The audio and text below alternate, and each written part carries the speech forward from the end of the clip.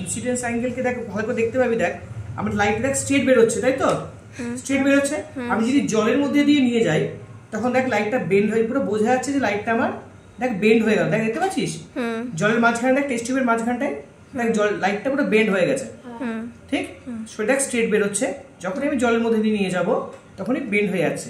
তো incidence angle বাড়াতে বাড়াতে বাড়াতে বাড়াতে এমন একটা টাইম আসে যেখানে ইনসিডেন্স অ্যাঙ্গেল আর বাড়লে পরে লাইট দেখ সেকেন্ডারি মিডিয়াম মানে এয়ার মিডিয়ামে আর যাচ্ছে না, ভেতরেই লাইটটা কন্টিনিউয়াসলি রিপিটেড রিফ্লেকশন হচ্ছে, মনে হচ্ছে জলের মধ্যেই ও রিফ্লেকশন হচ্ছে।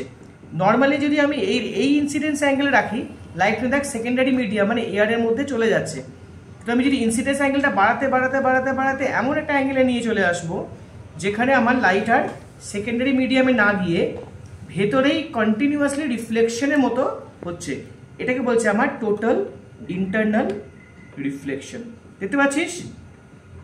ওকে, স্টপ করবে।